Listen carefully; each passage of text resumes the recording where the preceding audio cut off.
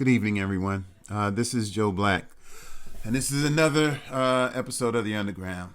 I've told you guys before we're going to get better, and the content of this show will be a little more streamlined. And that's not what you're going to get tonight. Tonight is you're going to get me totally unscripted, just talking about what I feel. And what I feel tonight is anger. Donald Trump came out tonight. As the President of the United States, he made no effort to be the healer in chief.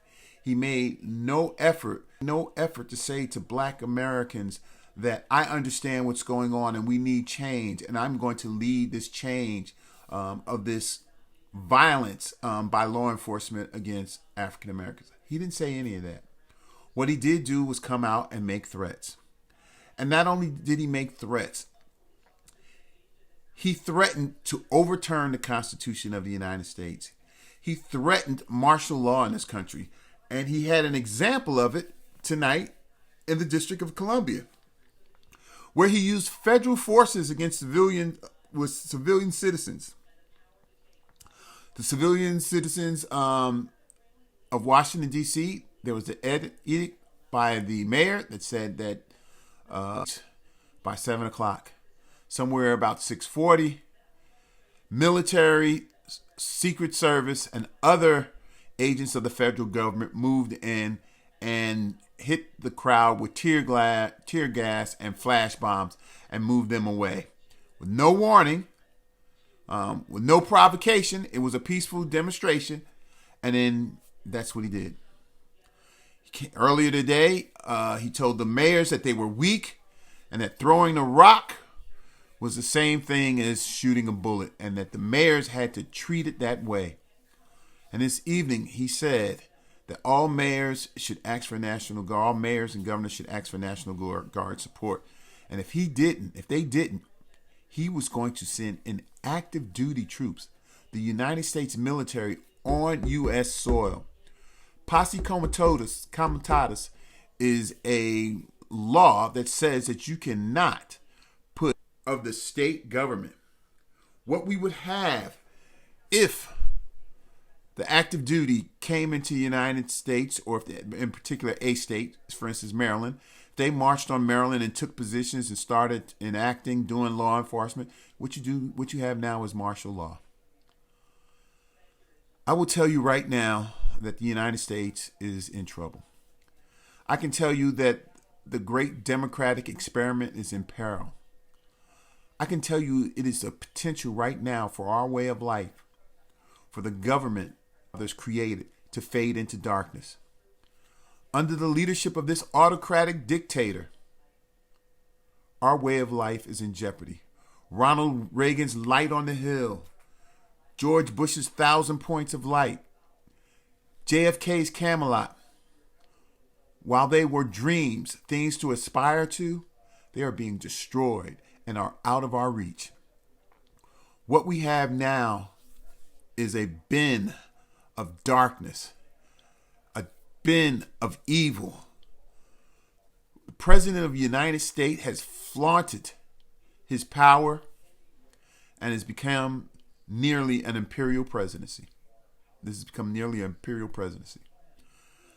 He has resisted congressional oversight, rebuffed subpoenas, fired inspector generals,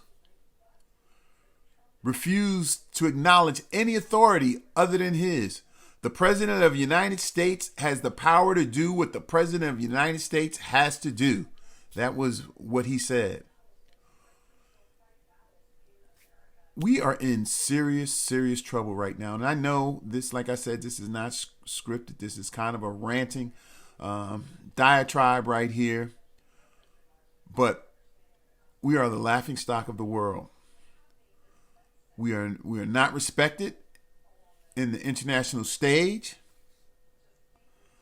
And right now, I don't know what's going to happen. I don't know what's going to happen as a black man, because things are evidently not getting better. As a matter of fact, under Donald Trump, things are getting worse. When you look at what's going on right now, we have the worst public health emergency in this country since 1918 with the Spanish flu. We have the worst financial crisis since 1929 in the Great Depression. We have the worst civil unrest in this country since 1968 in the height of the civil rights movement. And is it coincidental that all these things are happening right now under the presidency of Donald Trump? Is he just that unlucky that all these things happened under him? No, he's not unlucky. He is a terrible president. There have been 45 men who have served as president of the United States, and without a doubt, Donald Trump is the absolute worst. Ulysses S. Grant, some people say, was a drunk. Maybe Donald Trump needs a drink. Maybe all of America needs a drink to deal with this nightmare that we are living in. Because right now, we are not living in Martin's dream. We are living in Malcolm's nightmare. The president of the United States has set us up in tribes where we hate each other, and hate has always been part of the American experience. But at the level it is now, I've always thought that we've been getting better. I've always thought that we have been striving to a near utopia that our forefathers dreamed of. I mean, even our racist forefathers who were racist and owned slaves, they used the language carefully about all men are created equal, because they knew what they even knew in the back of their mind. There would come a time that these men who they were using for their own personal gains as beasts of burden, that there would come a time when they would have to be afforded equal protection under the law. And that is what we as African Americans are not getting. We are not getting equal protection under the law. I am at threat of losing my life if I drive down the street and my brake light is out. I'm at threat. I'm 6 feet tall and I weigh 200 pounds. I'm a guy up in age, but I would be a threat, and I don't know what would happen. I've had experience with law enforcement. I don't know if I say accosted, but I was questioned one day when I was bringing groceries into my own home. Questioned by law enforcement about bringing food into my house. What type of burglar brings food into another man's house? When I was 12 years old, I was cursed out for asking a question by a police officer. I was cursed out so bad that to this date, as being a full-grown man, I have never been talked to that way before or since. And these are the challenges that we have as African Americans. We don't have the time to rest from seeing one of our brothers and sisters' death before there's the next one.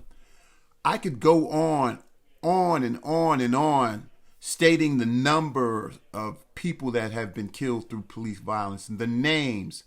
And it's a shame, and it has to stop. It has to stop. And I will tell you right now that the momentum that we've gotten over the last few days with our protest is being hijacked by people who want to make us look bad. We can't lose momentum. We have to keep our eye on the prize, and we have to keep our eye on the prize beyond today, beyond tomorrow, beyond next week. Not only do we have to vote in the next election in November, but we have to vote for our local politicians. There are rules on the book that are not federal laws, that are local laws on hiring and firing of police departments. And if we don't like those laws, we need to talk to our local officials and say, hey, that needs to go. And we need to be community activists. And being a community activist isn't just writing things on Facebook. We have to get involved in our community.